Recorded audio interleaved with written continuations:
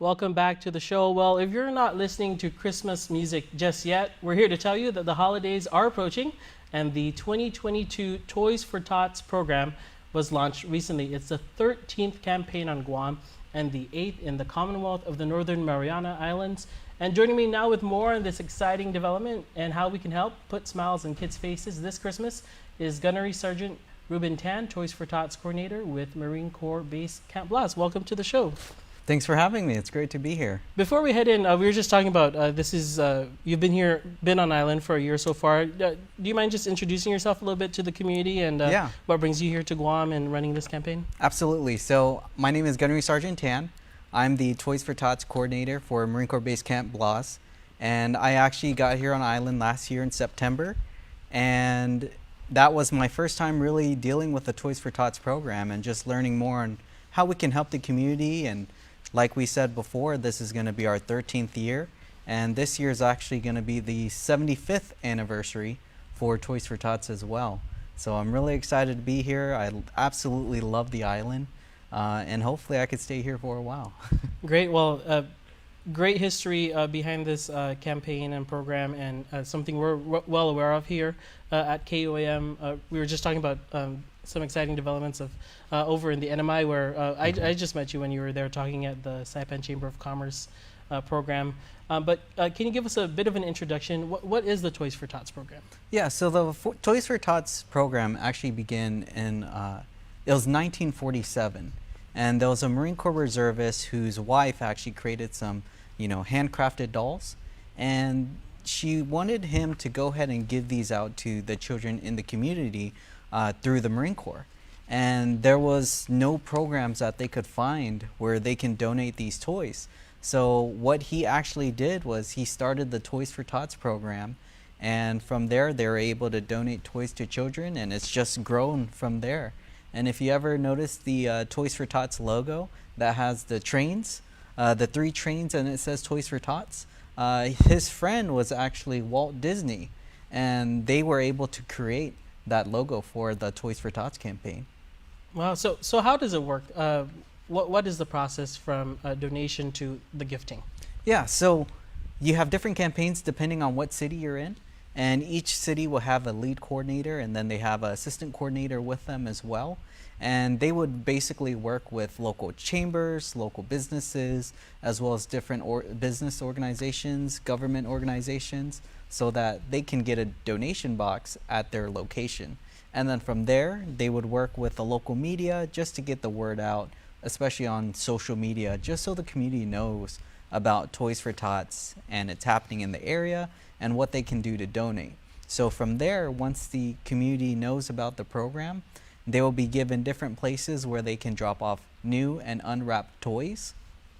And we get toys from anywhere from newborns all the way up to 17 years old. So on island, we have a lot of businesses that we're able to work with, thanks to the Guam Chamber of Commerce, and they were able to get all the interests and all the media interviews for us so that we can let everyone in the community know about what we're doing. And we also work with the Salvation Army, which is able to basically display all the toys that were donated from everyone. And then the family is able to take their children into these, pretty much free toy stores, pick out a toy from the Salvation Army, and then from there, they'll be able to receive a gift from that, from the donors. Right. Yeah, I'm sure a lot of kids are, now watching and watching our screen, looking at all of those toys. Last year, we learned 6,239 toys collected on Guam, and collectively across Saipan, Tinian, and Rota as well, 9,241 toys. That's huge. So, can you tell us where are the drop-off points for Guam that are decided right now? Yeah, so we have a lot of businesses that have different, donation boxes. So, for example, Bank Pacifics, all of those on island, you can donate toys there. If you're in Dededo, you can also head to the First Hawaiian Bank. All ITNEs, those are also collection points as well. If you're in Tamuning, you could go to the Dusitani, the Hilton, Triple J, even East Island, Tinian, Agana, and all the other places in the area. But if people want to know more, they can visit our Facebook page. And on our Facebook page, we actually have a graphic that tells you the different places where you can find the nearest donation box to you. I'm from the NMI, so I gotta ask: are donation sites on Saipan, Tinian, and Rota kind of similarly placed? Correct. Yeah. Similarly placed. So we also work with the Saipan Chamber of Commerce. So like you said before, 3,002 toys is how many we were able to collect on Saipan. And the chamber out there helps us connect with these businesses, and then we would give them the donation boxes, and then from there they would collect the toys as well. And so, as far as donations, any gift is a gift with the intention. But maybe what types of toys don't you accept? Yeah, we don't accept toys that are going to be used. So used toys is something we don't look for. So basically, we're trying to get the new and unwrapped toys. And toys that look like realistic weapons is also another thing that we don't collect as donations as well. Nerf guns are okay. Water guns, things like that are fine. But just things that look like actual weapons. All right, and so I guess what are some of the most donated or favorite toys that you see every year? So far, I would say toys that are for children from anywhere from 8 to 13 years old is normally what we see most of. A lot of the times it's for newborns. We don't see a lot of toy donations for that, but we also don't see a lot for the older children as well, so the 14 and up. And those are actually, it could be a little hard to shop for them. But, if you're shopping for, a little girl, art supplies, books, a little chest for her to put her jewelry, LED mirrors, things like that. Or if you're, for a male, fitness equipment, things like that.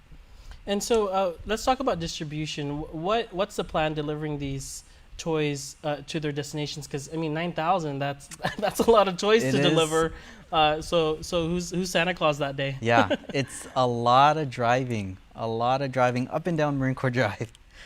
So basically, whenever the businesses have their collection box full, they would give me a call, and then either myself or someone from my staff will go ahead and pick up the toys, and then we'll put it into our storage.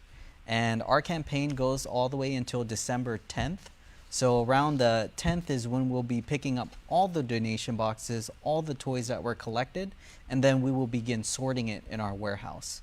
From there, we would sort it from age groups, male and female. That way, whenever we get the request from Salvation Army of, we need, this many toys of this age group, we can let them know how many we have, as well as the Catholic Social Services who help us with it.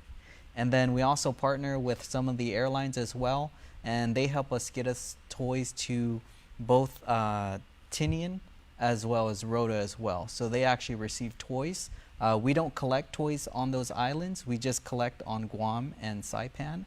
But luckily, we are able to still get toys out there for those children. Well, that's great. So, what has the who's behind the scenes? Who's actually handing all of this out? Yeah, so behind the scenes, it's just a lot of the Marines at Marine Corps Base Camp Blas. So me being one of the main coordinators, I have my finger in everything involving Toys for Tots. But luckily, I have a staff of Marines who love helping the community, and it's a great help. And of course, the Saipan Chamber of Commerce is a huge help in the community and connecting us with people in the community. Matson is also a big person when it comes to the logistical side of the toys, because even though me and my team go and gather all the toys and we put it in our warehouse, we need a way to get it to Catholic Social Services and the Salvation Army as well. And Matson's able to use their trucks, and we're able to utilize them to fill it up with all the toys that are donated. We get it out there, and then we also get it to the airport as well so that it can be flown out. And what kind of conversations do you have with your fellow service, men and women about just, the joy and of doing this, of spreading, the holiday spirit around the NMI and Guam? Yeah, so unfortunately, a lot of us are from the States, so we're very far from home, and a lot of people don't really get to go home the holiday season. So we actually have a lot of people who are more than willing to help. And just to be able to give back to the community, I personally joined the Marine Corps because I wanted to be a part of something greater than just myself. And just being able to be a part of the Toys for Tots program and seeing how we can help less fortunate children during the holiday season, it's really impactful for me.